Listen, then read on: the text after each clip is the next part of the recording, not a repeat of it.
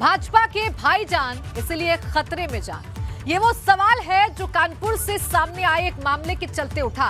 दरअसल यहां रहने वाले भाजपा समर्थक शकील का आरोप है कि उसने अपने घर की छत पर पार्टी का झंडा लगाया तो पड़ोसियों ने उसकी पिटाई कर दी।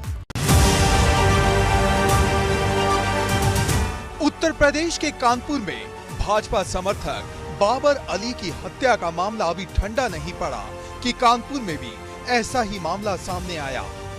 यहां भाजपा समर्थक शकील ने आरोप लगाया कि घर की छत पर भाजपा का झंडा लगाने के चलते उन्हें पीटा गया। सर, ये 26 तारीख का सुबह मॉर्निंग में जब 10 बजे में निकला घर के बाहर, तो शाहनवाज के भाई बाहर आए। उन्होंने मुझसे बोला कि तुम्हारी दोनों आंखें निकाल लेंगे, गर्दन काट देंगे, यहाँ के मुस्लिम से मिल के रहो। इस बात को भी लोगों को बड़ा बुरा लगा कि इतना ज़्यादा इनको मतलब उठा दिया है कि यहाँ पे गले में हार डल रहा है इनके। उसके बाद मैंने बीजेपी का झंडा लगा दिया था और झंडा लगा रहा, लेकिन ये अपना वोटिंग से कुछ दिन पहले इन लोगों ने झंडा उतार के नीचे फेंक दिया। ये घटना कानपुर के किदवई नगर थाना क्षेत्र के जूही कॉलोनी इलाके की है, जहां शकील अहमद नाम के एक शख्स की उसके पड़ोसियों ने इसलिए पिटाई कर दी क्योंकि शकील अहमद ने अपने घर पर भाजपा का झंडा लगा रखा था। इसी से नाराज होकर शकील अहमद के पड़ोसियों ने पहले तो उनकी पिटाई की और फिर उनकी आंखें निकालने और जान से मारने की धमकी भी दी, जिसके बाद शकील अहमद की शिकायत पर पुलिस ने आरोपियों के खिलाफ एफआईआर तो दर्ज कर ली है, लेकिन अब तक किसी भी आरोपी की गिरफ्तारी नहीं हुई है।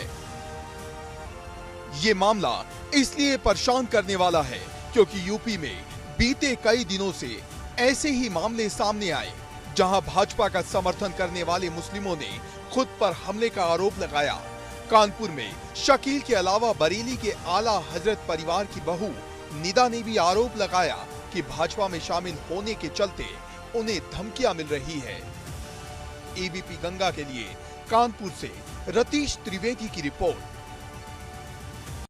और अब बात आपके काम की। आज देश भर में ऐसे कई नियम कानून बदल गए हैं जिनका सीधा असर आपकी जिंदगी पर पड़ेगा। इन सभी बदलावों के बारे में जानना आपके लिए बेहद जरूरी है।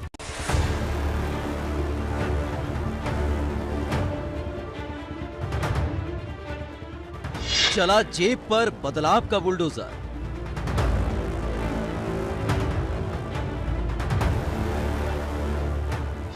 बदल गए ये रूल्स, आप पर डालेंगे ये असर।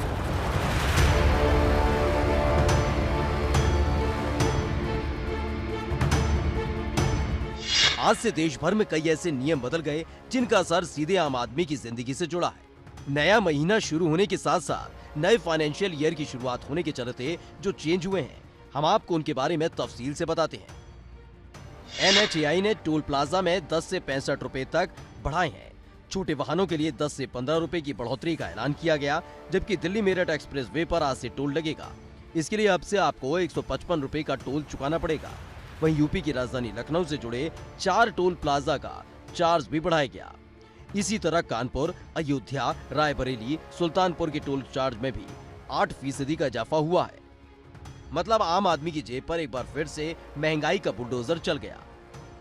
मेरठ दिल्ली एक्सप्रेसवे पर अभी तक 1 साल से फ्री सफर चल रहा था, लेकिन आज से मेरठ दिल्ली एक्सप्रेसवे पर टोल की वसूली शुरू कर दी गई है। आप यहां तस्वीरों में देख सकते हैं कि यहां ठीक सुबह 8 बजे जो टोल की वसूली है वो शुरू की जानी थी और उसको लेकर यहां पर जो पूजा अर्चना है वो यहां पर की जा रही है। आप देख सकते हैं कि पहले यहां पर पूजा अर्चना की गई और उसके बाद यहां गाड़ी पर देखिए जो शुभ का निशान जिसको बोला जाता है वो यहाँ पर बनाया गया है। जो टोल के तमाम कर्मचारी हैं, तमाम अधिकारी हैं, जो यहाँ पूरा जो टोल संभालेंगे वो यहाँ पर मौजूद है। अगर आपको मेरठ से दिल्ली जाना है, यानी मेरठ से सराय खाले खां जाने के लिए आपको 155 रुपये अदा करने पड़ेंगे और यदि आप 24 घंटे के भीतर वापस आ जाते हैं तो फिर आपको करीब 1.5 गुना ही टोल देना पड़ेगा। यहाँ देखिए तमाम जो टोल के कर्मचारी हैं, जो टोल के तमाम जो अधिकारी हैं वो भी यहाँ पर खड़े हुए हैं और ये पहली गाड़ी है जो दिल्ली से मेरठ की तरफ आई है और जिससे टोल की यहाँ पर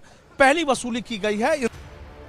सफर में महंगाई का तड़का लगने के अलावा पीएफ अकाउंट में 2.5 लाख से ज्यादा रकम हुई तो ब्याज पर टैक्स देना होगा। क्रिप्टो करेंसी पर भी 30% का टैक्स चुकाना होगा। वहीं 800 लाइफ सेविंग ड्रग्स के दाम में भी 10% की बढ़ोतरी हो गई। इतना ही नहीं, अगर आपने पैन से आधार लिंक नहीं कराया तो जुर्माना भरने के लिए तैयार रहिए। इन बदलाव से अलग यूपी में पूर्वांचल एक्सप्रेसवे पर बस से यात्रा की सुविधा शुरू हो चुकी है। अब एक्सप्रेसवे पर रोडवेज की बसें भी इसी तरह दौड़ती रहेंगी। पहले स्टेज में लखनऊ के आलमबाग बस टर्मिनल से आजमगढ़, गाजीपुर और बलिया के लिए बसें चलेंगी। फिलहाल राजधानी लखनऊ से आजमगढ़, गाजीपुर और बलिया की बसें वाया अयोध्या और अम्बेडकर नगर होकर बसों का संचालन किया जाता है। इन बसों से सफर में जितना वक्त लगता है उससे एक्सप्रेसवे से 2 घंटे का समय कम लगेगा। दरअसल पूर्वांचल एक्सप्रेसवे पर बसों का संचालन नॉन स्टॉप होगा। ऐसे में यात्री कम समय में अपनी मंजिल तक पहुंच सकेंगे। बताया ये जा रहा है कि फिलहाल ये बसें दिन के समय ही चलेंगी। Bureau report, ABP Ganga. Exam की नो टेंशन, मैं हूं ना। प्रधानमंत्री नरेंद्र मोदी ने परीक्षा पर चर्चा के 5वें संस्करण में देश भर के छात्र छात्राओं को संबोधित करते हुए यही संदेश दिया।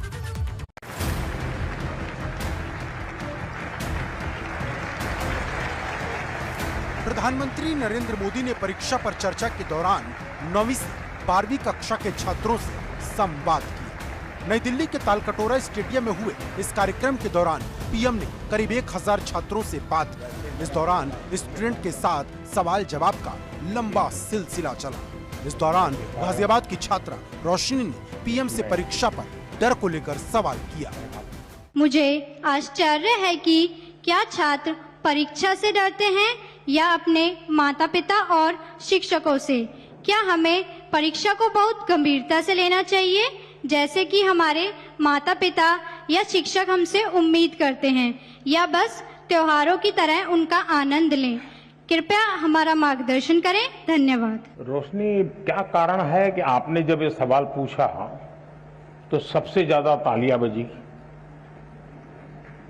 क्या कारण है?